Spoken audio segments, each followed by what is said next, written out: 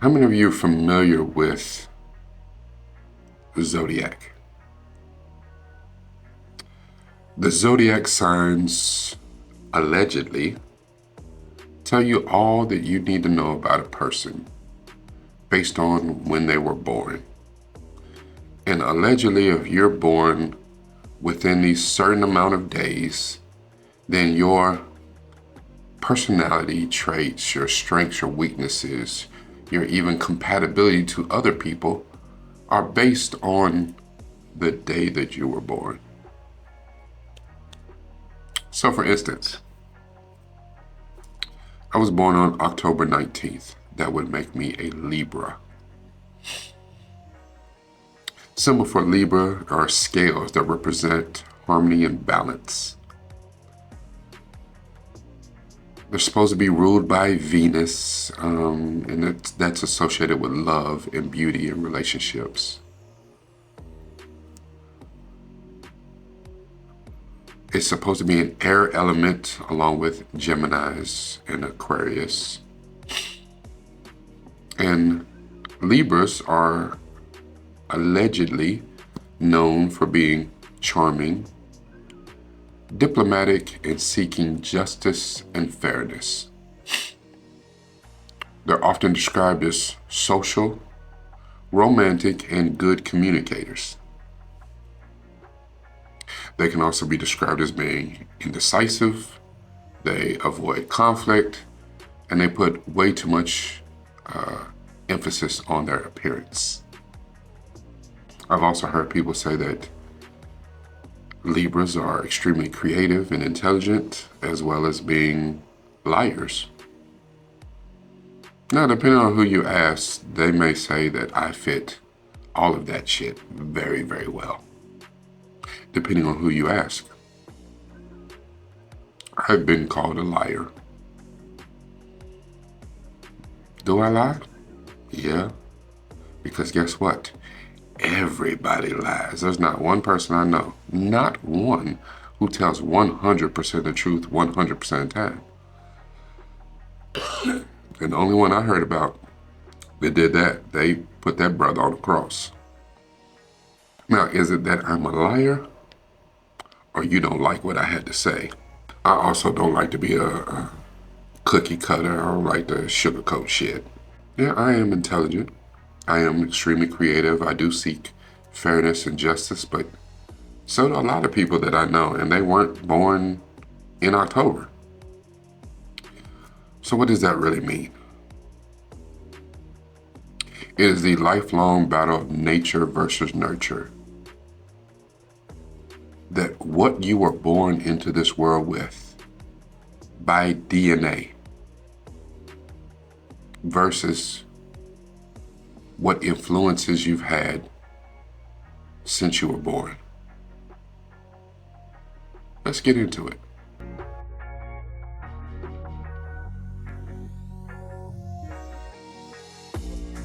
Hello, Governor. This is Rakai Steve Newfoundville, and we're going to talk about episode 3 of Adolescence on Netflix.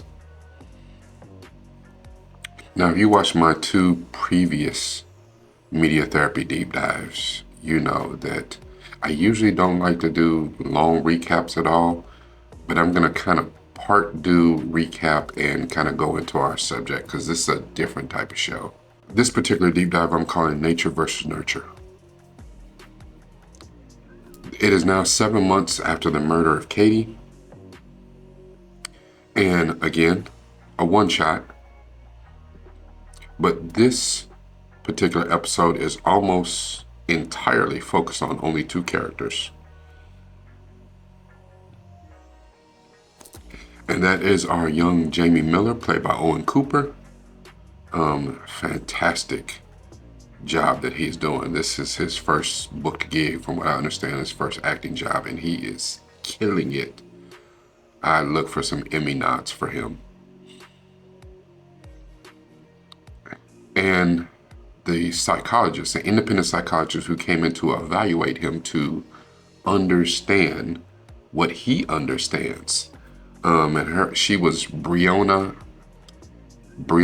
Ariston, and she's played by Erin Doherty. Now, Briony, she meets Jamie at the youth detention center, but he's not in a normal youth jail. He's in kind of the youth insane asylum. They put him there for obvious reasons because they're trying to assess his mental health before he goes to trial. And her independent evaluation is going to basically be his pretrial report. Now, he was recently in a violent episode with another kid there at the facility, and he's pissed that his partner Ryan, whose knife it was, gets to go home. He's at home during the pretrial part. So before they go to trial, he got out on bond or whatever. He's at home. Jamie, he's still locked up. Now, Briony keeps telling Jamie that she's trying to understand what he understands, and she's trying to get a gauge on how he feels about manhood, how he feels about his father, how he feels about relationships, how he feels about the opposite sex. Like, what is it that he understands? Because he's a young man. I would say 13, 14 at the most. But Jamie, who's emotionally immature and thinks that he's intelligent, he starts playing this game of one-upsmanship with Briony, and it's a chaotic game of cat and mouse. Now, in this episode, we come to find out when Briony pressed him a little bit that another little boy who Katie liked, Katie sent him some topless photos of herself. The boy, for whatever reason, he spread the topless photos of Katie around to everybody. Everybody got to see Katie nude from the, waist up. Jamie, even though he had said that he didn't like Katie, he did like her a little bit. And he figured that she would be a little weak. Maybe her defenses would be broken down from this bit of embarrassment. So he derided the boy who spread the pictures, figuring that Katie would be a little bit weak, and he asked her out. Katie said, "Nah, I'm not that desperate." And then she decided to go in on him, and she's roasting him. And not only that, she started the entire Instagram campaign roasting him and bullying him, cyberbullying, and getting her friends, other people, to participate in it. And it may have been embarrassment. It may have been a defense thing, but Jamie also mentions that he thought that she would be weakened by that. So, like a predator, that was the perfect time to pounce on his prey. It's a very wicked tete-a-tete that's going on back and forth between Briony and Jamie. Jamie, if you're reading body language, even what he does overtly, he fluctuates in mood wildly. He's paranoid, it's chaotic. He goes from being aggressive, like hella aggressive, to being friendly, and he apologizes. And even though his mouth apologizes, his body language is still tense and aggressive. Towards the end of the episode, he makes an accidental confession in a way, and he has a furious outburst. And then he does some other things where he tries to fly back into being friendly, but it seems highly manipulative to me. And when she says, "You know what? I'm good. I think I got all that I need here. We won't be seeing each other again," he flies off the handle. He even, jumps at her, tries to punk her.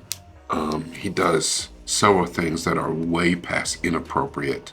And even though he's a child, and maybe he doesn't understand the full value, the consequences of his actions in this moment, they are damn near the consequences that are going to seal his fate. So after the guard comes in and takes him away, and the whole time he's still shouting and screaming at her and beating on the windows, Briony, she gathers her stuff and cries. There could be a lot of reasons why she cries, but that whole interaction with Jamie was so chaotic. And I keep coming back to that word chaotic because it was. And maybe she's had worse clients than him. Maybe he's been the worst that she's ever encountered. And you're talking about a child. So it seems like in the moment, and I've heard several people be like, yeah, I couldn't have that job. And that, unfortunately, that is the life of a social worker. There's a lot of people that you know that do social work, that check on kids and talk to kids every single day. And that is the kind of shit that they deal with. And sometimes it gets worse when they go check on them at their homes and they're dealing with a particularly bad situation at home. That's what you're in for. We see as Briony leaves and we see her shadow, go past the same windows that Jamie was beating on. It's an incredibly emotional and powerful episode that just focus on these two people in this one room. You can even see like power dynamics as Briony's trying to build this rapport with Jamie to get him to open up, where she moves the tape, where she moves her chair closer to him. She had brought him a sandwich, but they have this back and forth. It's almost like a game of chess, but in the end, Jamie doesn't realize he's playing chess. It's almost like he sees the chess pieces on the board and he starts moving them, but you can tell he doesn't understand the game and he's just moving them any damn where. And at first, because he's unpredictable, he's dangerous. But at the end, he set himself up for failure because he didn't understand the game that he's even playing. And it became checkers. Checkmate. Now, you know that I love my quotes, and I only have one today for real. Nature is all that a man brings with himself into the world.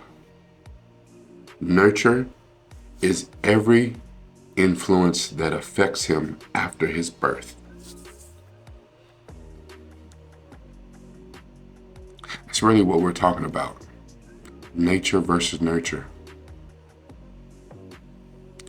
I think back to that first episode and the dynamic between Jamie and his father, and even Jamie and his mother. You think about nurture, his influences. He comes from a two-parent household, seemed to be a good middle-class household. His dad is operating his own business. They seem to be a very loving family, seem to be. But as you start to dig into the nature of Jamie over these first 3 episodes, you start to see the cracks in the foundation and be like, well, wait a minute. Is there something else going on that maybe we didn't see? You said, it was even discussed in our discussion in the reaction, like, if he acts like this, was there something else, some other trauma in his childhood, which would be a nurture event, or maybe even a nature event? What did he bring into this? Does he have crazy DNA because his daddy, his granddaddy, his uncle, somebody crazy, prone to violence? Did maybe his father do something to him, like SA him? We start reaching for these straws to make sense out of what we're seeing. There's no way a young man like this would do these sort of things without some sort of impetus.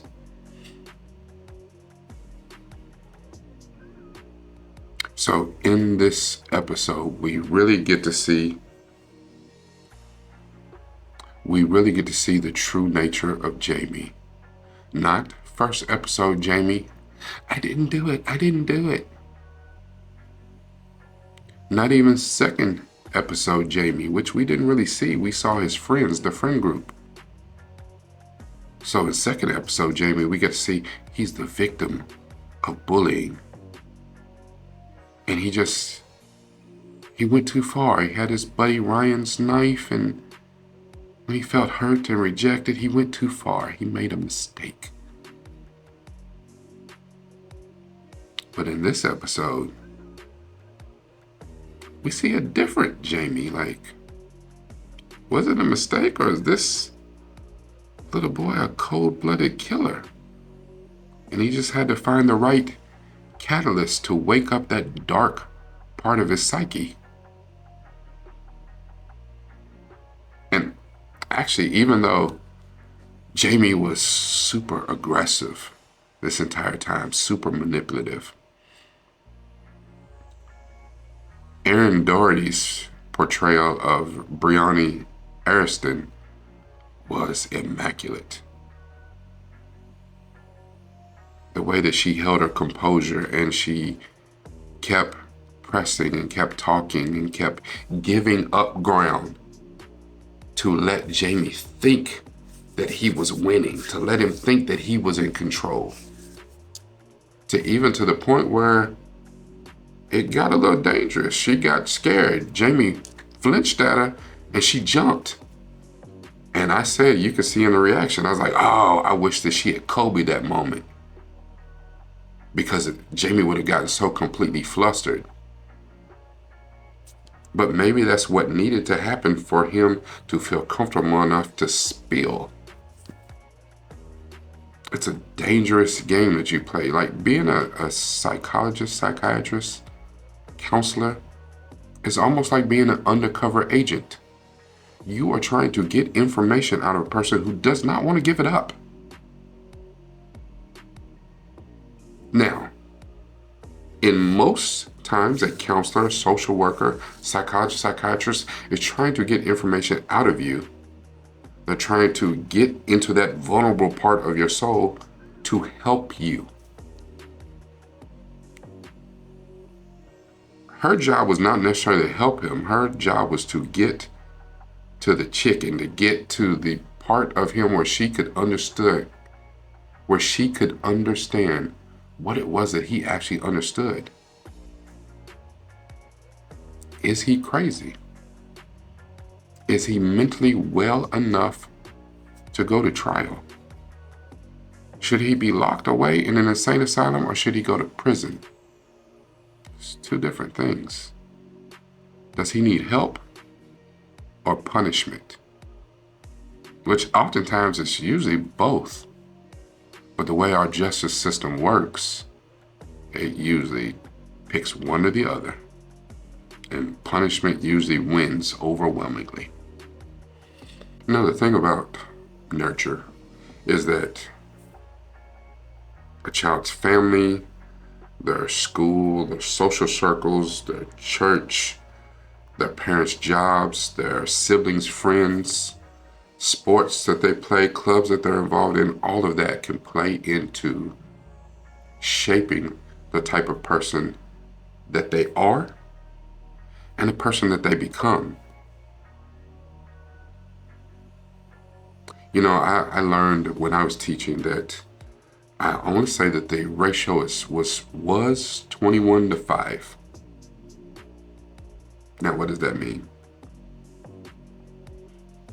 And it may have changed, and I may be wrong about the ratio, but it was that for every 5 negative interactions a child had, a student had during the day, in order to get them back to 0, it took 21 positive interactions.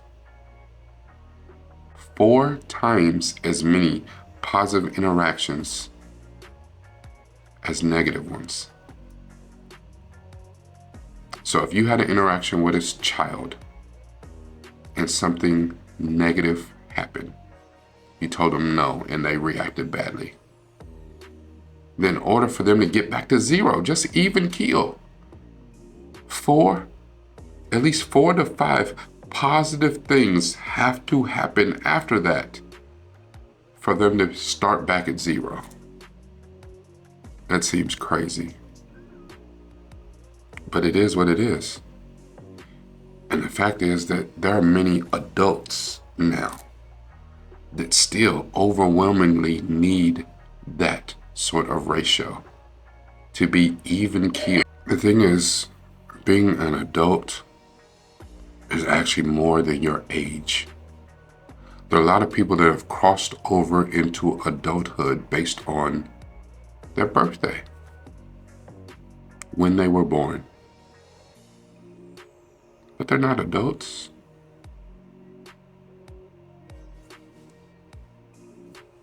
They're man children, woman children, children in grown folks' bodies.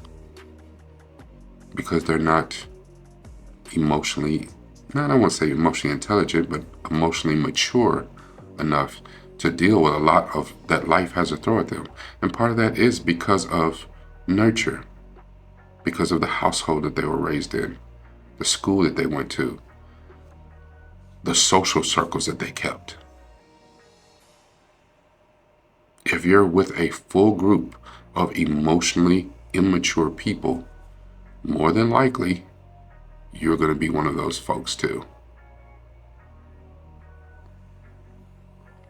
You know, I started this off by talking about the zodiac. And I don't necessarily really even believe in the zodiac. I don't know, my mind fluctuates on that because there's a lot that... Because you can't tell me everything about me based on when I was born. And you might hit on some of the things that have to do something with me. But that still doesn't tell you about me. Because you don't know my nature. You don't know what is already in my DNA, what I brought into this world. And you definitely don't know about the nurture that I've had. You don't know about the tough to non-existent relationship I have with my father. The overwhelmingly loving relationship that I have with my mother. The antagonistic to best friend relationship I have with my brother. The effect of me living all over the world, being a military brat. Being a pseudo-celebrity for the worst circumstances possible. Well, not the worst, but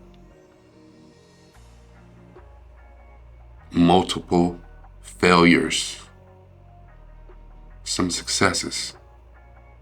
You don't know who I am simply based on the day that I was born. I won't hear nothing about, your moon was rising. I don't give a shit. You sage the whole place and play with crystals or whatever. I get it. We're all grasping on the straws, trying to understand each other. But more importantly, you have to do what's possible to help figure out yourself.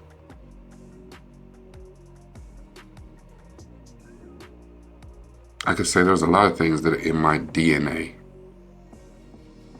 that I should be this, that, and the third, but that's not true. And there's several things that the nurture that I've had in my life should dictate about my life, but that's not true either. But what does that mean for you? This is Rakai Steed, Noob from the Ville. Make sure that you like this video, share it as much as possible, and make sure that you comment. What is your argument about the nature versus nurture? What did you think about this episode, this back and forth between Jamie and Briony Ariston?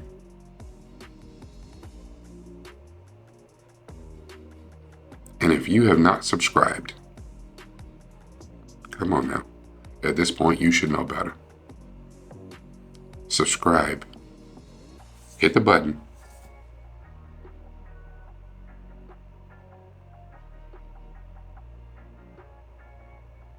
as always, whatever we do, we use this right here. But more importantly than that, make sure that you always use this.